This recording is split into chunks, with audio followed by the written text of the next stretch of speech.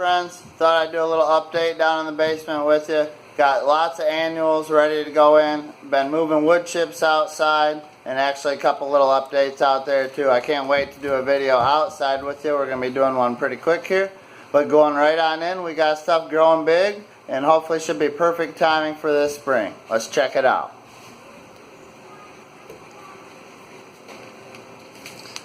We started with one of our first videos in the cups. You can see the growth's coming along quite good.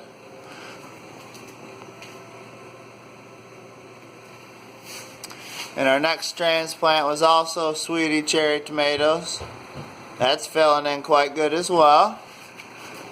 And most of the rest of our original planting is coming in pretty darn good. Not 100% success rate on the tomatoes and stuff, but there are some small ones still popping up. So you never know. It might surprise us. It might fill in. There's a couple small ones, and I probably gave up on them holes by now. So they're definitely filling in a little bit more, but looking good already. We're pretty happy with what we got. The basil is going to go down to one plant.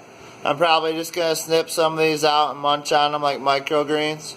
But that'll be down to one in each cell. We don't want to crowd them out because they'll get, not big, but they'll get about 2 feet tall, I think 18 inches, something like that. So they need a little room.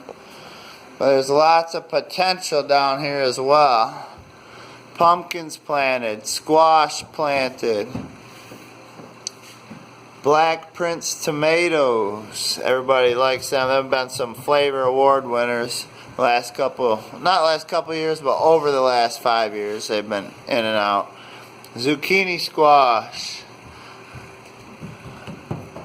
I'm missing one. Oh, that was peppers. Got an Italian pepper. I just can't wait to see some of this new stuff popping up. Super excited. Lavender. It is officially edible, but we'll be using that as fragrance and also to keep pests away. Pollinators will come in and get it. Marigolds. We want to have a little bit of each stuff around each fruit tree that helps keep the pest away and confuses them. Scallions, or actually chives to be more official. They're not scallions. Similar. But we're going to have some of these on each fruit tree right there. And then our perennials. So some of these are perennial. The chives are perennial, and some of the other ones will come back every year for us as far as the herbs. 3 more varieties of peppers, Mr. Stripely tomatoes, bunch of cucumbers will be coming in here, and plus we already got some started. Then our muncher cucumbers, so Rob, get at me. I got your cucumbers going again, same exact variety of last year. I made sure everybody liked them.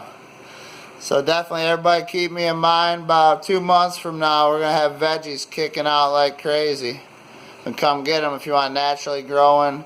No pesticides, no chemical fertilizers. Mainly just the wood chips are going to be providing the health. The worms that are in there munching on everything are going to provide that health.